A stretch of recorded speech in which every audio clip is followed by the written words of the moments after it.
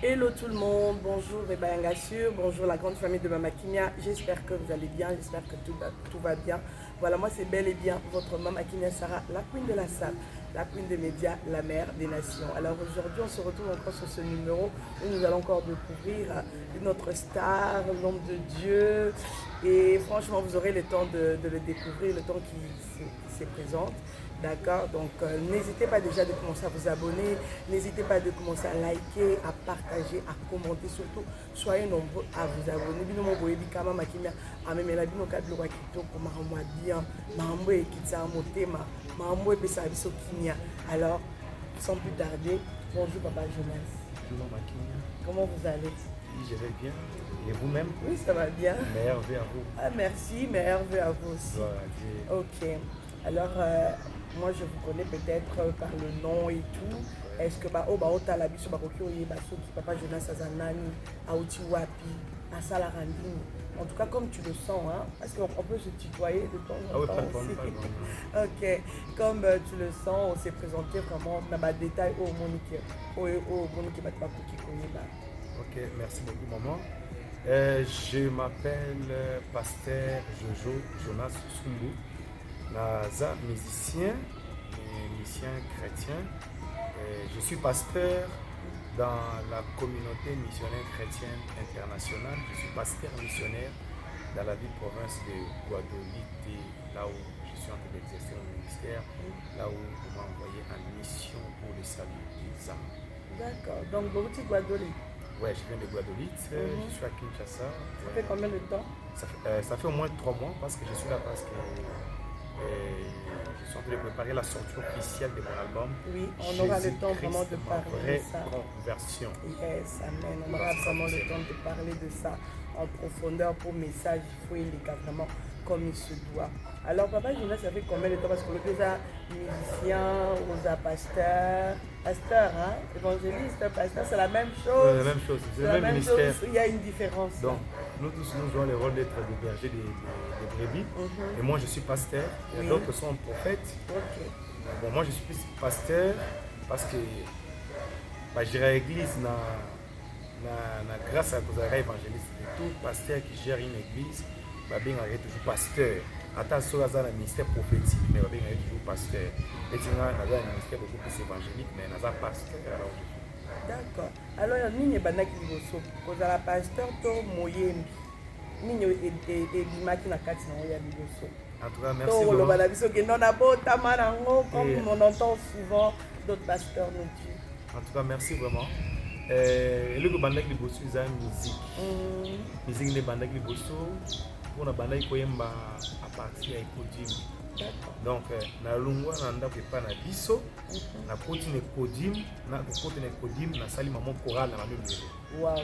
Donc balakisanga vraiment comment il faut le faire, mais talent wana koyemba ezaki déjà tant na koti quand na Kodim quelque temps na maman pe leader ya bana Kodim.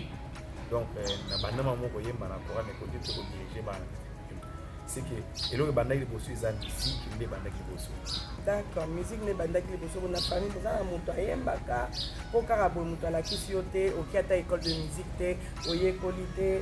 Bon, je sais pas ce qui peut-être quelque part oyekolaki mais ndenge na ndenge toyoki olobi ebandaki kaka boye tout. Est-ce que la famille boza na moto ayemba boza na bastar na kati ya famille ou bien c'est inné juste? Merci maman. Premièrement, d'abord, la musique, l'homme ne sollicite pas d'être musicien, c'est Dieu dans sa volonté souveraine. Il a décidé de déposer ce dépôt-là de la musique dans Moutou Oignon si aligné. Donc, ce qui dit que tous les gens dans la famille, ils koyemba ya grâce na bango de tous non, il y a pas tout sous ozana bana ba yemba makasi na famille na bango, mais après départ na bango bazan descendant monter wa sa la musique. OK. Alors bato belé baloba keo pour muto yemba il faut zana grand monde na famille na bango de yemba lo za makila zo continue non, c'est Dieu lui-même qui décide par rapport à ce qui attend de tout un chacun de nous. Et là nous sommes bazo na kati la vie na biso nzambe moko ayebi appel à mutu ayebi mutu ko na monde ayebi rôle mutu na ko jouer ndazo a grâce wana a déposer on a kati ya mutu.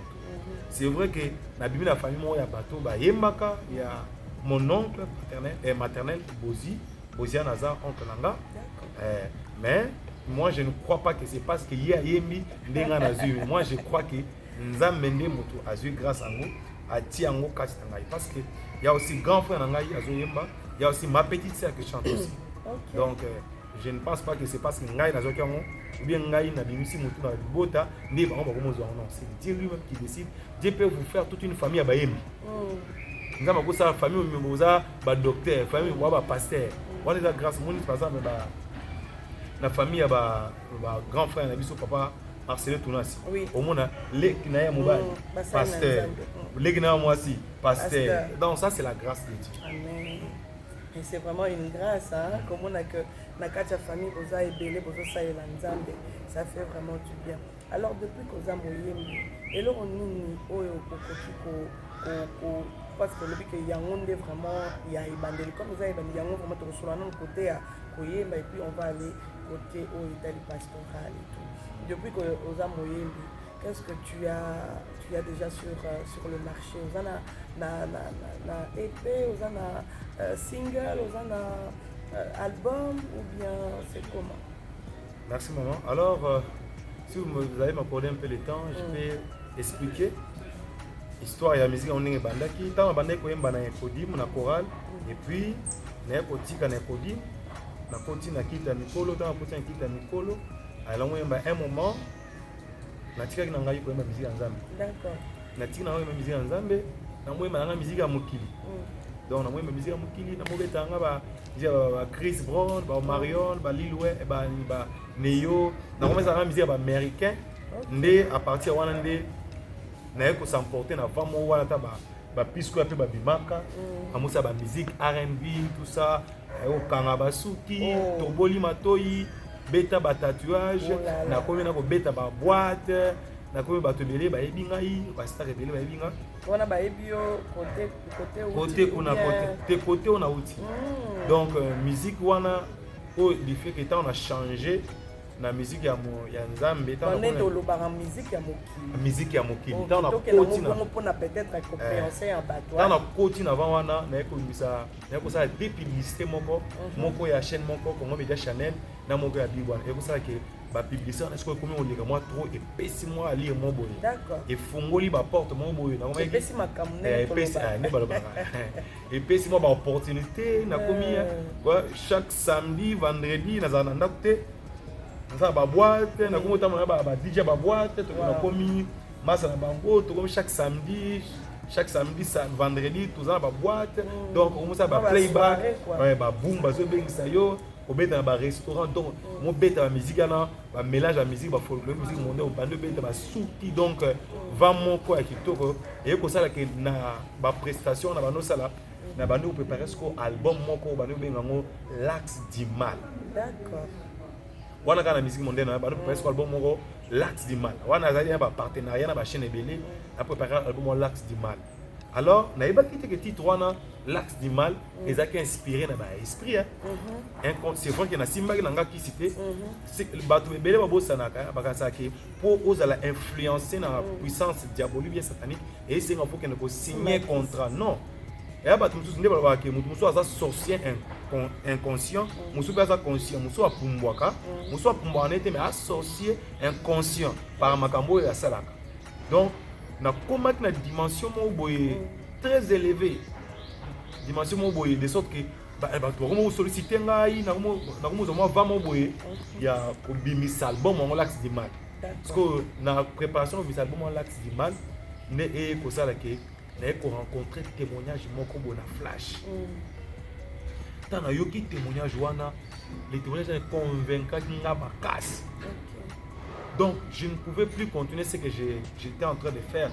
Malgré que nous avons succès déjà, nous avons un star, nous avons Chris Brown congolais, nous avons Belé, nous avons Chris Brown, nous avons Beta, nous avons Yemba. Donc, et les succès vont auprès des filles, boum, nous avons Kende. Mais, quand on a eu un témoignage et convaincre que, et là, on a ça là, pas vraiment ils ont gâté, mais c'est comme si ils avaient le locaux dans la salle. C'est comme si ça est loco Nzambe a lingaki na sana moya. C'est vrai que na découvrir que ça a un talent ya musique.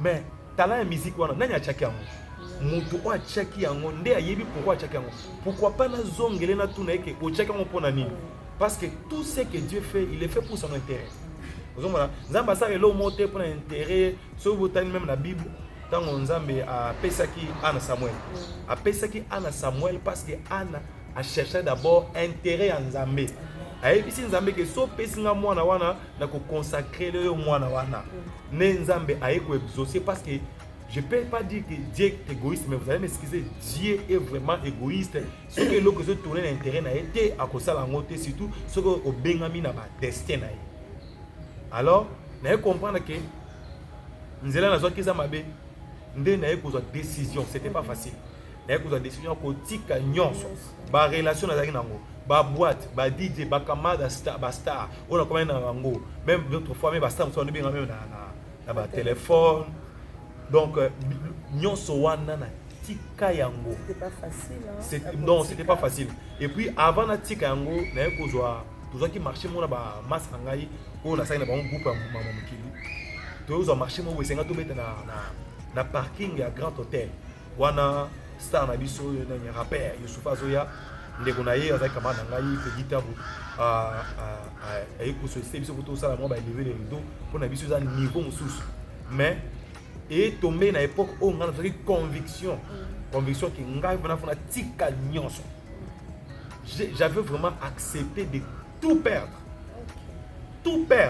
même ma vie j'avais accepté de tout perdre oh opportunité mo oh non c'était comme si nous avons un témoignage wana donc ezaki lokola nzambe alola atelemi liboso na yo et puis bablo kwa bongo et il y a tout tenté c'est pour moi mutu soko zuma conviction mo boyo ki le mo toucher mon thème na yo c'est Dieu qui a fait qu'il toucher mon thème na pour une décision parce que nzamba desper na isika ba touté donc ce qui message est toucher mon thème na yo faut saisir opportunité et cause la opportunité à souka ya vie na yo ya moi donc na pambola kanzamba lola parce que nzamba sanga grâce ya ko décider ya donc ngai eza mbongo gloire basi mituka tout ce que on pouvait me présenter pour na ngai na mona kaka am na ngai na valeur koleka nyonso wana oui et la Bible dit à quoi servira-t-il à un homme de gagner la richesse de ce monde de gagner le monde entier s'il perdait son âme c'est alors que j'ai compris que mon vie à mon na valeur koleka nyonso o demi pesa pour to gagner donc la vie d'un homme et si nous voulons connaître vraiment valeur à vie na biso total a vraiment ce que Jésus-Christ lui-même a fait. Il a payé le prix. Makila na Yesu wa sopa. Eleki olo, eleki palata, eleki ba diamant, eleki mituka, eleki partout. Ba ko peso même mokil mo bimba roi héritage mais makila na Yesu muto akoki ko pesaka yango azate valeur nango eleki valeur a biloko nyonso. Parce que soki biloko wana ezalaki na valeur Jésus-Christ étant Dieu, il pouvait aussi dire bon, je donne les diamants de la terre pour vous sauver. Mais non, il a amoni makambo nyonso. Atali na ba ange, atali lola, atali mabele, atali mitu, atali ba kolbat, ba diamant, ba or, amoni eloko moko te oyo koki ko racheter mutu ko pesa valeur ya mutu oyo ye asala na elilingi na ye. Nde ye moko azui vie na ye, makila ya Yesu za vie na ye, nde apesa yango po mutu azonga na nzela na ye. Donc, jour n'a eu qu'un témoignage, et ça m'a poussé à prendre la décision et n'a eu une décision. Dans mon canal à Philippiens chapitre 3, verset 7, la Bible dit ce qui était pour moi des gains, je les ai vus de la boue à cause de l'excellence et la connaissance suprême de mon Seigneur. Donc, ma cambo, c'est qu'on a le koum. Basi, oui, basi, c'est le koum. Mituka, eza lokumu, ba boîte de nuit kobima, tant on a jeune, on a souké c'est kola qui, oyemba kito, on a talent, nyon soit on a bien. Mais eloko nini ekoiko leka makila na Yesu na valeur soki okei mopanzi ozomona à partir ya wana nde nazwa vraiment décision pour tika nyonso ça na ba tatouage awa ba tatouage ezaki na suis décision pour tika nyonso Dieu m'avait convaincu ya ko bandela makambo nyonso tout à zéro j'ai repris à zéro il y a peut-être ba tobela na biso ozoyo kaselenya ta olo tanzamba alobela yo ozoka ba message bazo te peut-être tomber na émission oyo makamona lo bezo simba motema na yo eza pamba te devant Dieu il y a pas de par hasard pourquoi parce que liloba wana oyo esimbaki ngai motema wana, je m'attendais pas à ça. Ndenge moko mpe moto akolanda mpe vidéo oyo makambo naloba esimbi mpe motema na ye. Il faut profiter de l'opportunité. C'est Dieu qui nous offre l'opportunité juste pour décider. La décision ne revient pas à Dieu, mais la décision revient à l'homme parce que l'homme a été créé à l'image de Dieu. Il a une volonté. L'homme a une décision. Il a quelque chose à faire. Quand on a eu une décision, donc pour moi, c'était vraiment chaud. J'étais déterminé à tout perdre, même ma propre vie. C'est là où les choses, c'est là où les choses ont commencé à être plus claires devant moi. Il y a des gens, ils veulent alinga comprendre Nzambe, na kiboye belé. Non, si on veut comprendre bien Nzambe, il faut apprendre à renoncer totalement à toi-même, à tes intérêts, au monde, au bien du monde. Tu renonces, tu veux vraiment vivre pour Dieu. C'est alors, mais sinon, des mises dans les fonds, na moni clairement que si on a continué à vivre wana ata bazo betela maboko ata bazo acclamer ngai ata na kotira les gens ata on sa nyoso on sala wana na mona que après vie na ngai je vais rencontrer un jour un Dieu en colère qui ne m'acceptera pas et qui me jettera dans le feu. Les alaki kobanga te peut-être. Te kobanga te. Juste une décision. Donc les alaki kobanga te na banga vraiment te mais c'était une conviction, un cœur touché par la parole. Un cœur touché. Ce n'est pas la peur. Ce n'est pas la peur, mais c'est le Saint-Esprit qui produit ça. Parce que la Bible dit, c'est Dieu qui produit le vouloir. Donc, Dieu avait produit ça. Et c'était aussi, pour moi, une reconnaissance devant celui qui m'a créé. Une reconnaissance devant celui qui m'a donné ses talents sans que je le demande. Vous voyez aujourd'hui, Nzambe a pesi ngai talent ya koyemba. A pesi bele talent ya koyemba. Eza lokola ozana bana no mibale. Ozana bilanga no mo salaka. Ce qu'on a bilanga no salaka, yebisa bana mibale ki bilanga na ngai munene wana bana ngai bo salaka bilanga wana na ko kuta bino chaque mois. Alors, moi na moko yebisa maman, nga ko futa ngate, ngai na ko sala o musala ofele parce que yo botanga opesa nga bomo. Ozomona, mais moko azo sala zo futa ye, mais moko yebisa ko futa ngate ngai za une façon pour moi ya ko reconnaître que opesa nga bomo yi oyo na méritate. Donc on a ko servir au vie na mobimba gratuitement sans intérêt moko quelconque. Parce que yo étant que moboti entre bana na mibale olingana ikoleka moninga. Voilà, c'est pourquoi moni talent oyo kuti kati na yo. Okuti mo déjà zakati na yo. Somme tout une question, qui avait mis ça? Parce que sengate mutu mo te kenel boso Nzambe salanga musicien, salanga boy. Nzambe ye mo wa décider a tiango. Maintenant so zongeli Nzambe, oyebisi Nzambe ke talent oyo tshekati na nga. Oyo pesi ngai. Bomo talent kimbali na ngai. Makamna onyoso. J'aimerais retourner à toi. Vivre la vie moko ya reconnaissance liboso na yo. Donc na lingi nyons on a osala yonde aux en intérêt, yonde aux gloire, yonde donc na boy gloire na ngana, boy gloire mokili. Na lingi na perdre nyons ka po yo za le kumpona sepelisa motema na yo. C'est ce qui m'a poussé, j'ai compris que non, na mérité na so talent nga na chango na maboko Nzambe, Nzambe moko ya chaki yango asalela mo mission linga ki na sala mo. C'est alors que ce jour-là, j'ai pris la décision véritablement de donner ma vie à Jésus-Christ comme Seigneur et Sauveur. Vous voyez, maman, il y a beaucoup de gens qui prient. Il y a beaucoup de gens qui vont à l'église. Mais ils n'ont jamais donné leur vie à Jésus-Christ. Il y a une différence. D'autres personnes pensent que au pays sabo moi na bango pas Yesu, ils ont baptême. Non, ils ont baptême. Baptême, il s'agit c'est bazol la kisayo, ce qui s'est passé spirituellement le jour où tu as cru. Mais au pays sabo moi pas Yesu, ça le quoi aux yeux vie na yo ya péché. Aux yeux vie na yo ya onyon ça centré sur intérêt personnel. Aux yeux vie na yo ya masumu, aux yeux makambo na nyonso, aux yeux bon moi na sena moi, au tiki ya au pays ça mon pas Yesu, obi yo zwa salela. Yesu pe apozo o ya yi. Vie na ya sainteté, vie na ya amour, vie na ya vérité, vie na éternelle azu yango pesio. Tant que vous avez l'échange c'est ce qu'on appelle croire en Jésus. Donner sa vie à Jésus-Christ. Maintenant, désormais, yoko vivre sous pona yo moroté. Tu vas commencer maintenant à vivre sur base de celui dont tu as donné ta vie.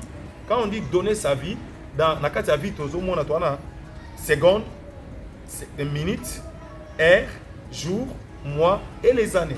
Vous avez nyonso wana au tika en pays. Oh libal, bana, ndako, tout ce que tu possèdes ne t'appartient plus. Ça appartient à Jésus. C'est ainsi donc ce qu'on peut appeler que nandimela Yesu ya solo. Et puis on a bato bongo ce qui a sali ko bongo et le quoi liboso et que c'est manifesté na vie à moto wana. C'est la haine du péché. Oui na masumu. Donc ndena bano balanga ba ko di mwana na ba na nzambe te zakika ba initier ngala la voie chrétienne. Mais tant on a eu ça la musique à Mokili, on a eu rencontrer parole wana, on a eu comprendre que na banana ko sambela Yesu, na banana ko l'église, na banana ko yemba bato ba mbongo, ozema makasa osala boy bato beta bo gloire à Dieu. Mais Jésus-Christ ça kaka machinal, c'était seulement Yesu ya munoko oyebi ete. Oh, Jésus-Christ c'est une personne qui a des désirs, qui a des besoins, une personne dont lorsqu'il vient dans ta vie, par exemple,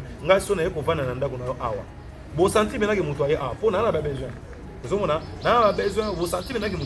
Alors quand Jésus-Christ vient dans ta vie, il a ses désirs, il a ses projets, il a ses besoins, il a ses donc c'est Jésus qui doit primer. Donc besoin il faut les cas. Et puis quand il vient en toi, il va continuer sa même vie quand il était dans le monde physiquement.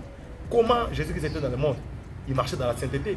Il ne détestait pas les gens. Il n'allait pas dans les boîtes de nuit. Il n'insultait pas les gens. Il ne volait pas. Il n'était pas orgueilleux. Donc Jésus-Christ, il a aimé le Père de tout son cœur et il a donné même sa vie. Et toi aussi, quand tu reçois Jésus-Christ, quand il vient en toi, c'est pour que tu puisses aussi donner ta vie. En tout cas, je pense que tu as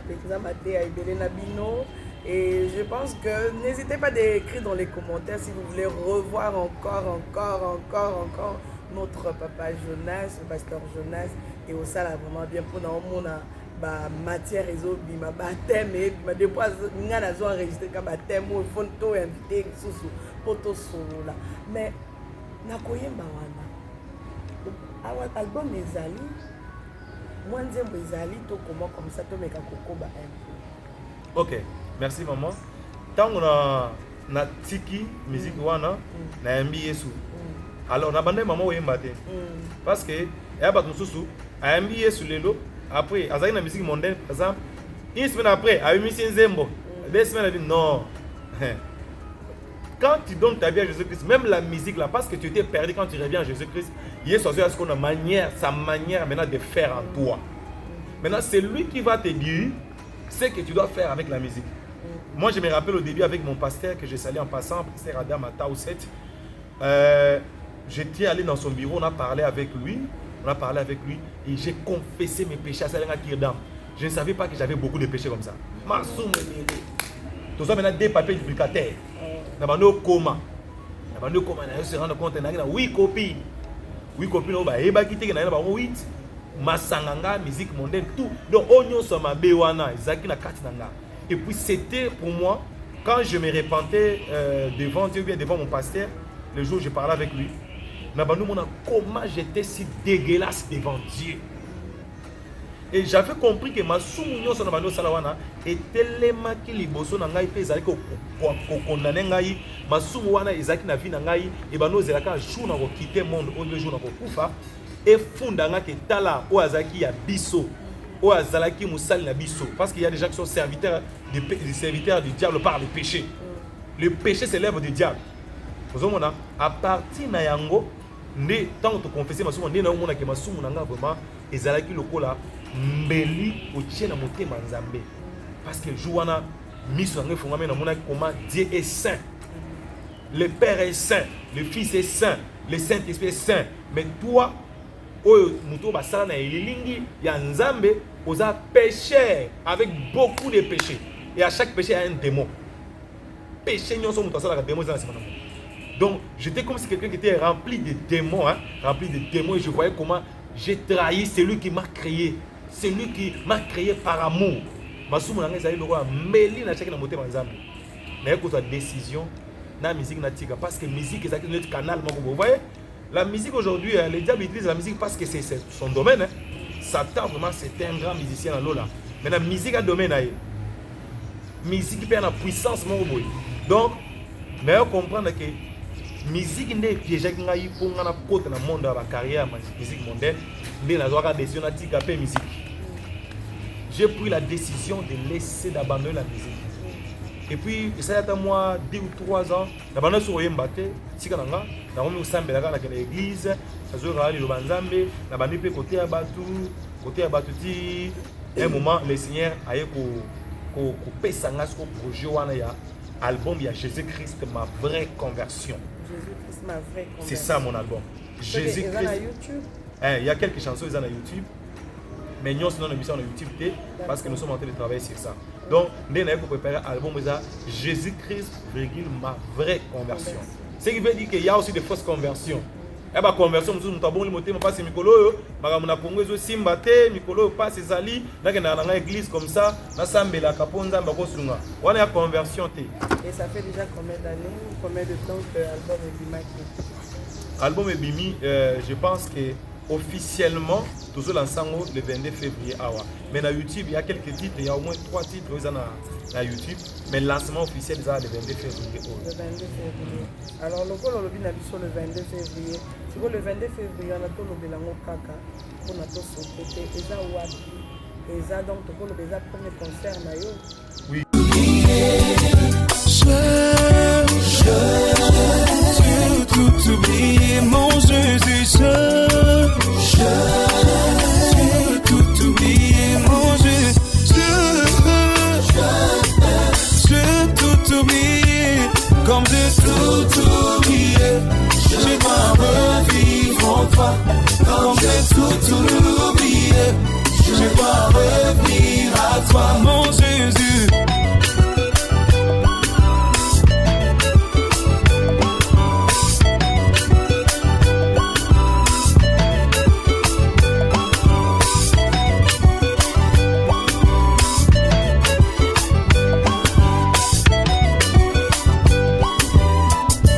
Le premier concert depuis la bandi projet album il y a Jésus-Christ ma vraie conversion. Alors concert wana eza dimanche le 22 février à partir de 15h dans Avila Espace. Eza na niveau ya météo, eza espace moko VIP.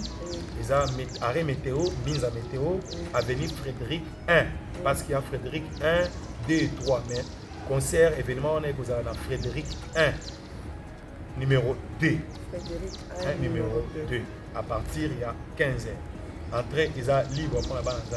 D'accord. Donc au concert on a eu ça yo moko to beng c'est pas yembe mususu ba ko cha kwa ndete comment comme on a ba fiche on a bilonge belé tondi est-ce que vous allez ka yo moko to oza soutenir pe na bande ko na o ba yembe.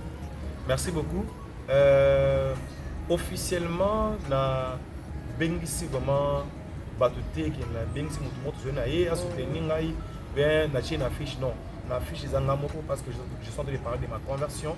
Mais Bananzambe Pelé, puis Bazar, bon, le permis, on a Yembaka, on a invité, on a entouré les musiciens, on a Bami, collègues, on a invité Bango Mokoloana pour partager Jouana, témoignage Jouana, il y a conversion à Bisso. Les appels à Ene Nabiso, on a bien ici Jacques Tumankinga. Donc lui, c'est un grand frère. Il y a aussi Ami Amadej, lui aussi c'est vraiment bateau sala vraiment maestro na musique vraiment au biso de R&B hip hop. La bien si bango Joana pour baya ensemble ba frère dont Jean-Yves Bangwa donc ba musicien baza vraiment ebelé maestro Patrick donc groupe ebelé bien ça Joana on a tout pour adorer Nzambe ensemble. Je pense que c'est ça. Lelo le concert est tellement ébélé. Le moment d'adoration est tellement kili. Et là, on est différent. Ceux qui battent la Milouana,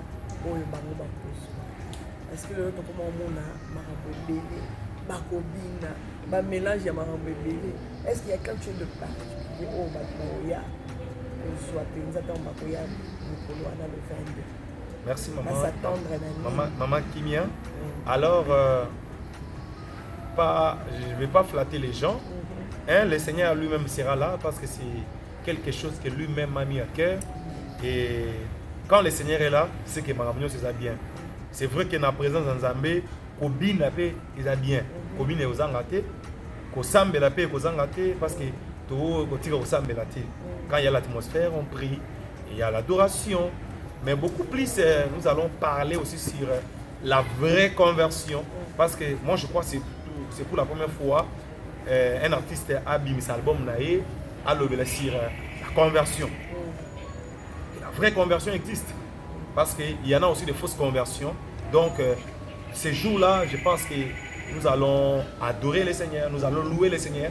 Et puis, ces jours-là, je crois, comme Dieu lui-même a converti, il y aura aussi des conversions radicales ces jours-là. C'est pourquoi il y aura des invitations au Baropé, ça va Neko, Bateau, comme c'est un sauveur, ça va une invitation à un concert. Et puis, à partir du concert, on va exposer le témoignage à Vinanga. Eux qui permettent que mon tournoi soit examiné, pour avoir une décision si réellement il marche avec les Seigneurs. En tout cas, venez, n'hésitez pas. Donc, tu as nos affiches quelque part à gauche ou à droite. Vraiment, n'hésitez pas à vous avoir des détails. Au Monique, au bout, on a des malgré les affiches. En tout cas, ma page, il y a papa Nabiso Isali, il y a papa Jonas, il y a frère Jonas, il y a pasteur Jonas. N'hésitez pas pour que nous mettons un coup d'œil. Et on te renseigne vraiment papa Nabiso à Mekakoye. Ceux qui ont besoin peut-être à soutenir l'œuvre naïo. Nous avons besoin de que nous avons trop touché dans l'émission Oyo. Mama qui n'a pas papa Jonas, nous avons touché dans le témoignage, nous avons touché dans le parcours. Alors, on a solo. J'ai besoin vraiment de soutenir cette œuvre de l'Éternel. À côté au joyau web. Est-ce que vous avez facilité à repasser un numéro de téléphone dans l'émission ou bien vous avez la page naïo où ils sont déjà en action? Merci beaucoup, Maman Kimia. On a battu Oyo Bazaki na besoin d'atteindre pasteur Jojo. Oyo Nazali. Et ça facile. Naza ouvert. Je suis d'abord un gagnant d'âme. Je suis un serviteur de Dieu. J'ai compris dans ma vie que je vis pour les gens. Et Dieu m'a envoyé pour aider les gens. Alors, ceux qui m'ont occupé à moniquer, message au pasteur Jojo Zanango Oyo, n'a pas soutenir pour le message ils ont la planétaire, tout va bénéficier d'ango. Alors, pour nous être en contact ils ont la page d'abord. Pour nous besoin de découvrir la musique, nous avons besoin de découvrir Matéa, Nena Teaka, sur la continue na YouTube, comme pasteur Jojo Sumbu, on a ma prédication, on a la musique, mais on a besoin de en contact direct avec Nangaï. Donc, vous avez un numéro de téléphone, les amis 081 48 51 76 3. Je vais les répéter pour Kokangamalamou. C'est 081 48 51 76 3. C'est mon numéro WhatsApp. Donc, vous pouvez entrer en contact avec moi et on peut parler pour faire avancer l'œuvre de Dieu, puis toucher beaucoup plus de gens partout dans le monde. Okay. En tout cas, merci beaucoup pour la première partie de l'émission. Par rapport à un ministère, il y a Poema, il y a un musicien chrétien que vous êtes. Est-ce que vous conseillez la mission à une petite partie, il y a Nzembo, je ne sais pas ce que tu veux. En tout cas, vous allez libre pendant quelques minutes seulement, quelques secondes. Et voilà.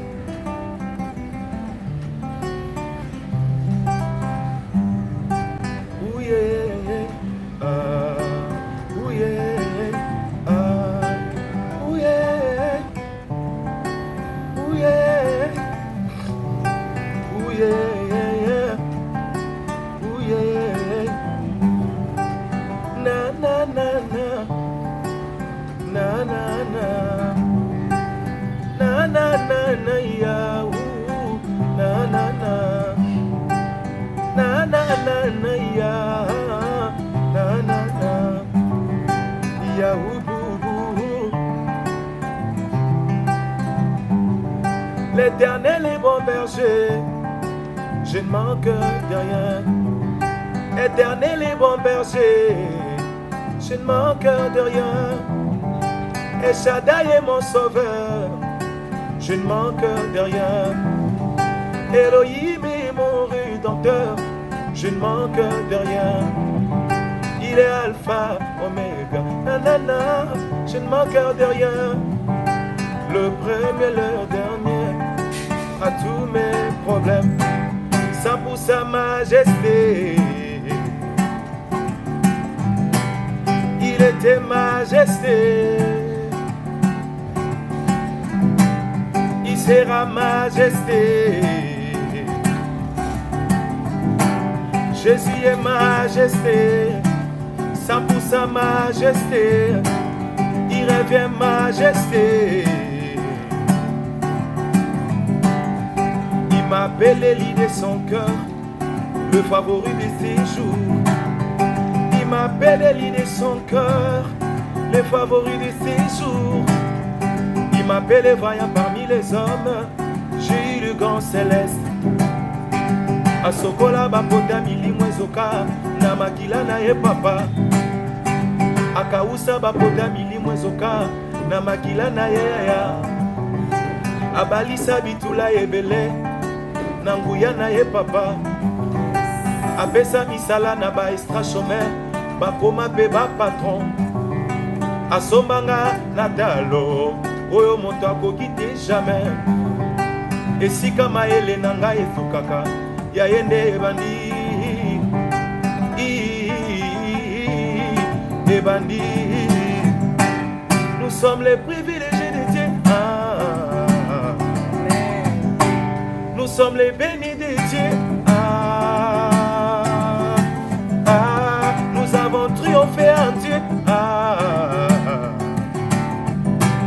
Ça pour sa majesté.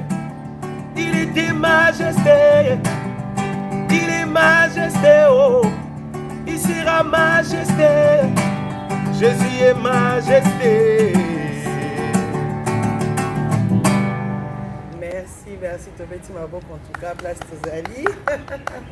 Vraiment, Papa Jonas, que Dieu vous bénisse. Une très belle voix, merci. Belle mélodie. Merci. Vraiment, continuez comme ça, nous avons pas de Alors, un dernier mot par rapport à Yamasoni et Soloni. Et puis, moi, rappel par rapport au programme, il y a le 22. On rappelle sur ce bateau, date comptée pour le Madon, le lieu et tout ça. Ok, merci beaucoup Maman Kimia. Zamba Pamboulao d'abord pour l'invitation. Que Dieu voie tout ce que vous faites pour le corps. Donc on peut se donner l'opportunité à collègues na bilili na yo. Azo Pambola nzame mingi pona yango. En tout cas, nazo rappeler pour na mokolo ya le 22. C'est un dimanche, le 22 février 2026 à partir de 15h à Villa Espace. Alors, c'est le lieu où se tiendra la sortie officielle de mon album Jésus-Christ, ma vraie conversion. Nazo bing sa bananzambe nyonso. Bananzambe nyonso o ba croire qu'il y a encore de vrais serviteurs de Dieu au bazar partout na Kinshasa tokuta na jour wana. Si vous voulez avoir encore beaucoup plus de précision pour na événement wana ou bien nzamba simi motema bino bolingo soutenir biso parce que totikali ouvert pour na ba soutien nyonso pour na journée wana elega kitoko te bana ko ramener ba âme. Alors au kotaka toujours en contact na ngai na 081 48 51 76 3. Je le répète, 81 48 51 76 3, c'est mon numéro WhatsApp. Si vous voulez venir, vous avez besoin de précision adresse au communiquer na WhatsApp na continue la yo invitation au ya jouana to na ko kumisa nzambe. Alors, étant serviteur de Dieu, ngana singa maman vous m'accordez? OK, alors nalingi na sambe na mutu moko oyo alandi émission oyo makambo na biesi motema na yo. Peut-être tu vis dans les péchés, tu ne sais pas comment t'en sortir. Dieu m'a envoyé pour t'aider. Jésus-Christ est mort pour ces péchés-là. Donc, toi qui vis dans les péchés, j'aimerais te dire que c'est une ignorance. Tu as été créé pour la gloire de Dieu. Or, vivre dans les péchés, c'est la gloire de Satan. Alors, Jésus-Christ était mort, il a payé le prix enfin que tu sois libéré de l'esclavage des péchés qui t'oppriment ou bien qui te retient en esclave. Sur la vidéo, alors, on a 5 ans. O se culpabiliser te mais yake pas Jésus-Christ na masumu na yo yake pas na ye confesser masumu na nyonso yebise Seigneur Jésus na linga sala ndenge pasteur Jojo sala azwa décision ya ko perdre nyonso oza prêt oza touché olingi otika nyonso pona olanda Jésus-Christ ata oza na ba millions ata oza ndeni ata oza na mwasi oza na bana donc Jésus-Christ était mort pour ton âme. Alors yo mutolanda vidéo oyo simi motema na yo Jésus-Christ doit permettre que Olanda vidéo parce qu'il veut te sauver, il veut te faire quitter l'esclavage du péché parce que le péché conduit en enfer. Bato nyonso bazo vivre na kati ya péché, baza bato oyo baza communion na Nzambe te. Tomi constater na prière, le péché a été établi par le diable pour détruire la communion des hommes et Dieu. Si tu as un péché quelconque, je vais te dire que vous avez une communion dans Nzambe. Alors na pourquoi lelo na lingi ocha loboko na motema to sambela ngana yo. Merci parce que aussi ocha loboko na motema. Alors na ko senga na yo pendant 30 secondes on va confesser dans Jésus Christ c'est pas péché na nyonso oyo sala. Peut-être au longo la zemi, peut-être au boma, au tchela bato poison, au yiba, au salama mabe, au tira la culpabilité wana. Ma soeur, mon frère, Dieu m'a envoyé pour te dire que Jésus-Christ était mort pour ces péchés-là. Aujourd'hui, il m'a envoyé parce qu'il a appris à Kolimbi. Mais il faut confesser yango, on croit que nous avons confessé yango, à l'imbisio, et on a totalement dégagé la culpabilité. Alors, j'aimerais prier avec toi. Tu vas prier après moi. Dis, Seigneur Jésus-Christ, la péché merci. Donc, on peut avoir l'opportunité de tomber dans l'émission Oyo. Liloba Oyo ici, mon thème na ngai. Na reconnaître que nous sommes pécheurs. Na tangelo masumu na ngai. Moko sima mususu. Na zui décision lelo ya kotika yango. Na zui décision ko perdre vie na ngai. Lelo na lingi yo moko za contrôler esprit à mes corps na ngai. Seigneur Jésus-Christ, s'il te plaît, na za pécheur misérable. Limbisa mabe na ngai nyonso. Oyo na sala depuis na botama. Tu mukola lelo. Sukola nga na makila na yo. Comment lelo komona nga na buku ya bomoy. Pesa ngai motema sika. Pesa nga molimo santo. Na tatoli Yesu na monoko na ngai. Na ndimi na motema ke Nzambe tata asekwise na bawa. Lelo ngai naza pardonné. Lelo ngai naza libéré. Masumu nyonso etike sika. Malédiction masumu na ngai. Masumu ya papa na ngai. Masumu ya mama na ngai. Kobanda lelo botika vi na ngai. Na tatoli Yesu na monoko. Na ndimi na motema ke naza libéré, naza pardonné, naza sauvé. Au nom de Jésus-Christ Nazareth. Amen. Soko sali prier na ngai, au cause numéro na ngai, au côté en contact comme ça, tout le monde solo Nzambe asunga yo, peut-être aux na mboka musika na orienté na église ni ko bana okende po bana ko continuer la vie wana. Nzambe apambola bino. Nzambe apambola bino. Merci Amen. beaucoup. Merci beaucoup et merci à vous aussi. Au Merci. revoir. Au revoir.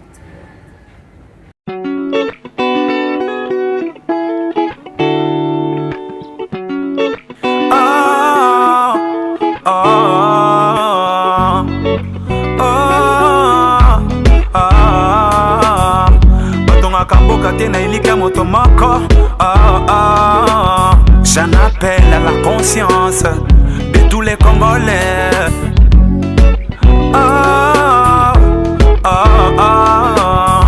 RDC Kinshasa, connais-tu ta valeur? Bisso l'espoir de l'Afrique, Bisso Congo l'espérance de l'Afrique. Pour la Congo bongezo senga sebo moko, Bisso banso. La terre de nos ancêtres, dont béni, et l'héritage de nos enfants, mon pays. Bisso, Bisso, Bisso, Bisso. Hey, hey. Bisso c'est l'honneur. Bisso imité, Bisso c'est l'excellence. Bisso, Bisso c'est l'honneur. Bisso imité, Bisso c'est l'excellence. Bisso. Dans un prochain numéro. Bye bye.